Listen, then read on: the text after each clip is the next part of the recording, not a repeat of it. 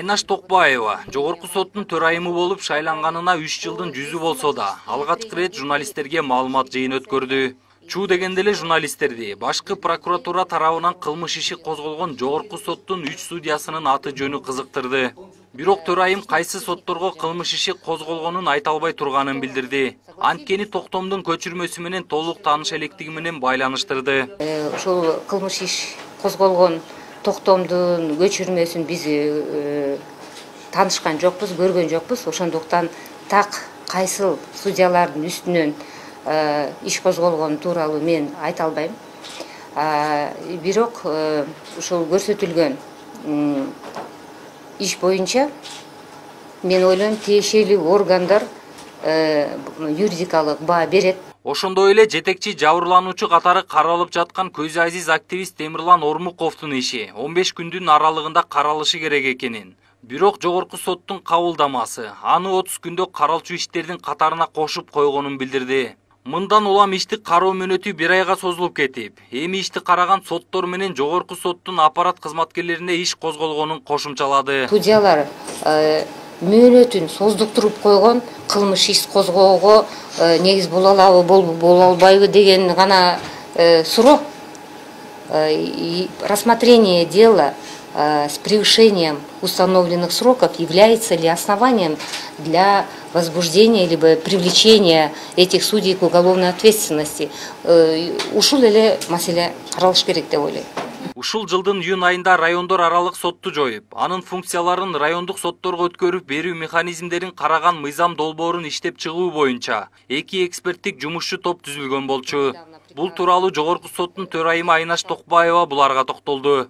Мен ойлойм, ошо райондор аралык сотто жакшы кесипкөй судьялар иштейт деп. Мындай неме багыт кетип атат, жумушчу топ бар.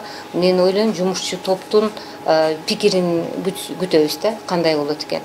Бирок жоюлган учурда дагы мүмкүн ага бир альтернатива, эгер жоюлат деген накта ушул жумушчу топ дагы жоюлуш керек деген багы, анын күчтүү жана алсыз жактарынын бардыгы каралат да, талданат.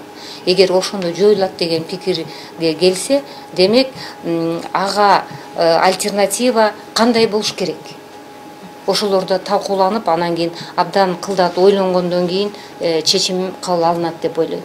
Төрайымдын айтымында мурдагы жылдарга салыштырмалуу 2017 жылы жарандардын жана юридикалык тараптардын сотко кайрылуулары көбөйдү. Бул дегендик сотторго болгон элдин ишеними жогорулап жатат дейт. 2016 жылга салыштырмалуу былтыр сотко кайрылгандардын саны 12%га жогорулаган. Биринчи инстанциядагы соттор чыгарган соттук актылардын 89% мыйзамдуу күчүндө сакталууда.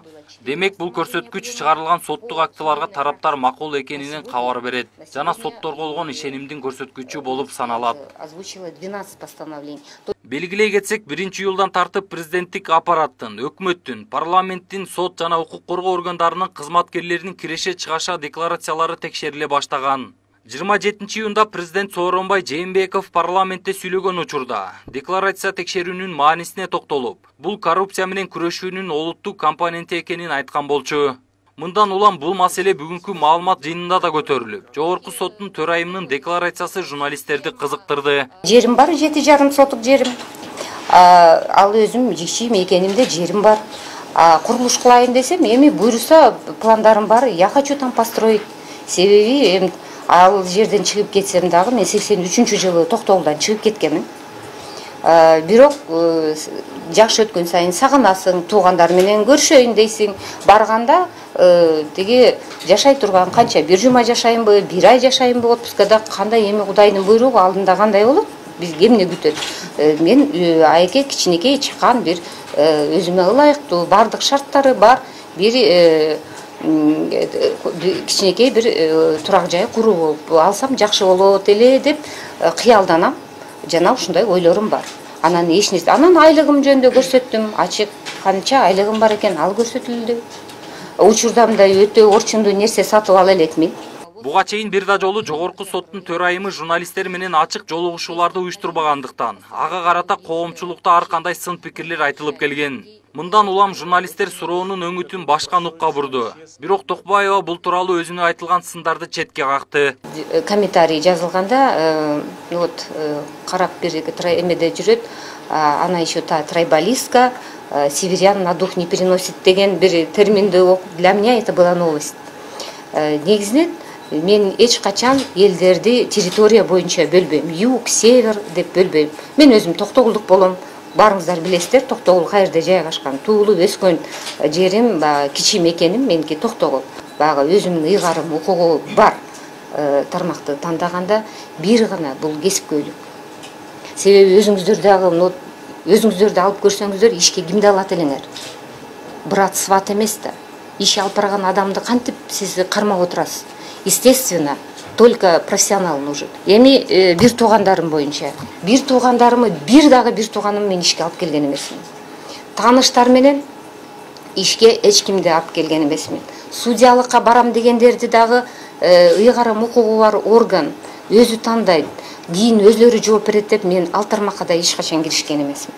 Ошондой эле жыйында жогорку соттун төрайымы барган жеринде күзөтчүлөрү коштоп жүргөндүктөн анын жашоосунда коркунуч барбы деген суроолор да кабыргасынан коюлду. Мага кол салып, жанагындай менин жанымы кыят ушул дегенден мен алысмын. Бул деген мыйзамда көрсөтүлүп калган экен.